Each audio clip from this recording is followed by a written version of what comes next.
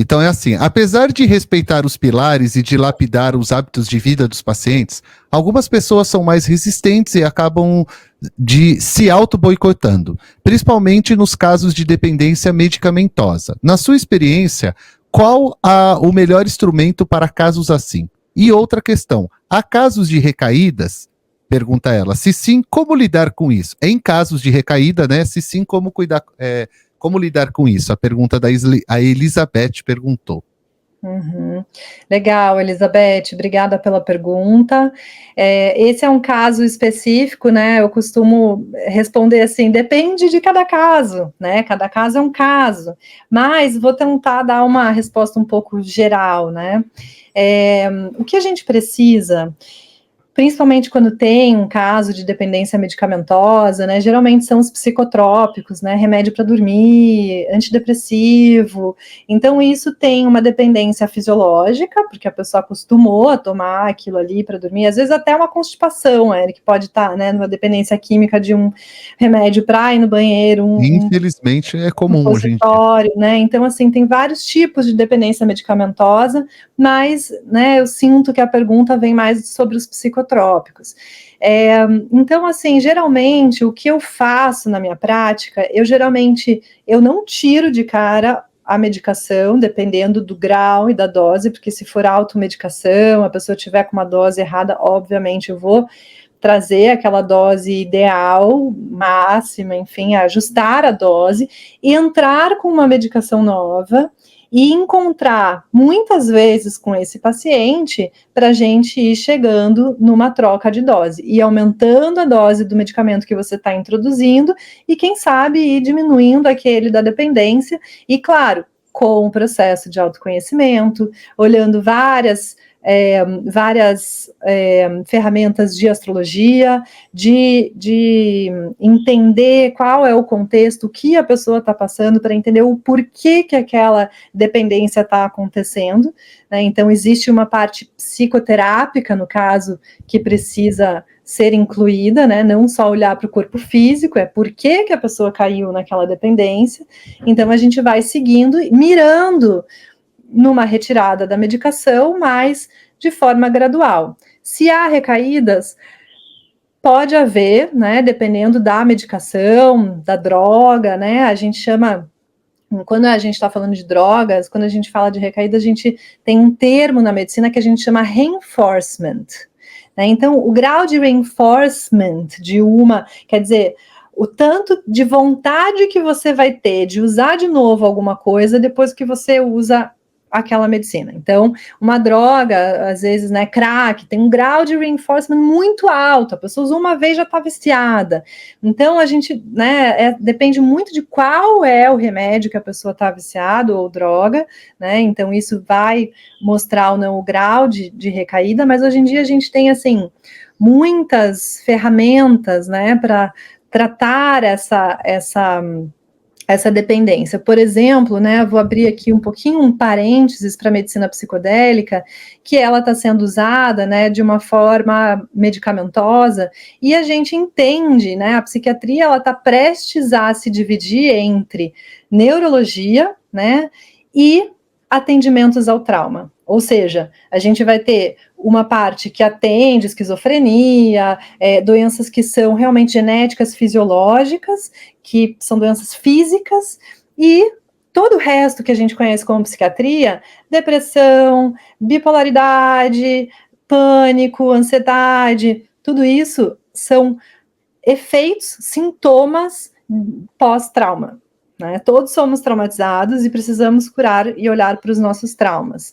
Né? Para a gente curar o nosso trauma, a gente precisa de um ambiente seguro, a gente precisa acessar o nosso parasimpático, a gente precisa de várias ferramentas, né? E que está numa crescente esse olhar, porque o próprio yoga, né, que eu conheci, era um yoga traumatizante, né, muitas vezes numa sala de aula, onde o aluno ficava sentindo que era incapaz, ou que era comparado com outro aluno, ou que vinha com uma prática muito desafiadora, né, e focando nas imagens dos asanas. Então isso tudo pode gerar ainda mais trauma, a pessoa sai pior da aula, né, então a gente tem que mudar essa visão, não só o yoga, mas as relações têm que ser não não traumáticas, e principalmente para um paciente que está numa dependência, porque, né, a gente tem que entender da onde sai aquela dependência, qual foi esse trauma, não necessariamente olhando para o trauma, né, a gente não precisa olhar para o motivo, e sim, qual é o sentimento que ficou daquele acontecido, isso que é o trauma,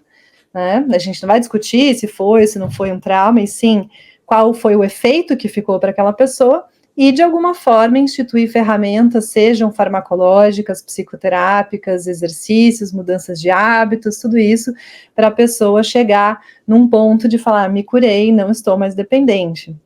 Eu tive muitas pacientes muitas pacientes, né, mas mais mulheres, que estavam mesmo numa dependência de remédios para dormir, né, isso muitas vezes, na maioria psicotrópicos, mas já tive paciente que estava dependente até de Polaramine, que é um antialérgico que dá sono, ela usava Polaramine todo dia para dormir, conseguimos tirar, com hábitos de vida, né? As pessoas têm insônia, mas estão tomando café até as 4 da tarde, aquele cafezinho da tarde, e aí vem no médico, tô com insônia, poxa, tá fácil, calma aí que tá fácil, vamos, né, a gente tem que pensar mais em tirar a coisa do que pôr, né, então uma mudança de hábito de vida. Isabela, o que é pior hoje? Ficar no TikTok ou Instagram até 10 horas da noite ou tomar café? Né, pois é. A gente tem esse outro problema, né? Um outro tipo de estímulo mental que também é outra coisa. Tem muita gente café até 4, 5 horas, mas tem gente também no Instagram até 9 horas da noite e não consegue dormir.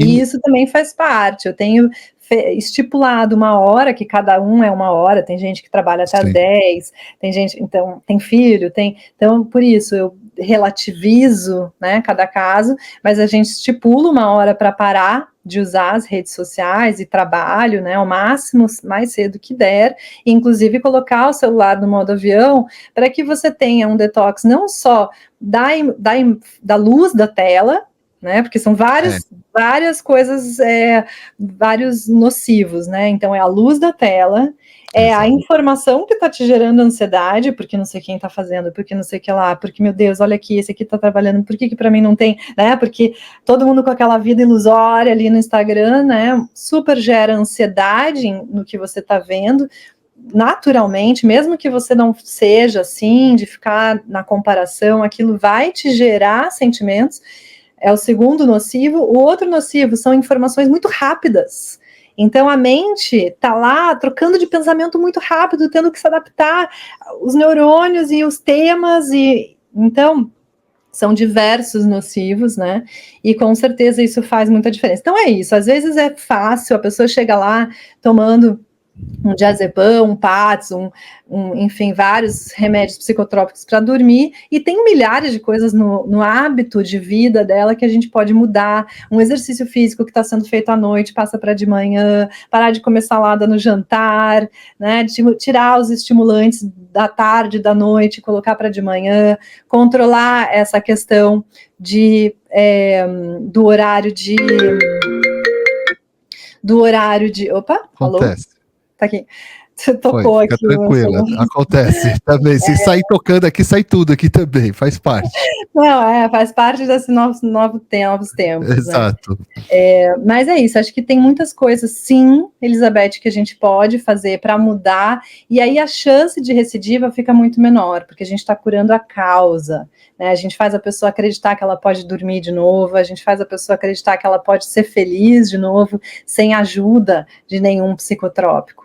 Né? Então é muito possível, sim. E outra coisa que só para finalizar a resposta dela, né, eu acho que a gente tem que ter um pouco de paciência com esses processos integrativos, porque não é como um psicotrópico, uma aspirina, um corticoide, que você vai ter o efeito ali na hora.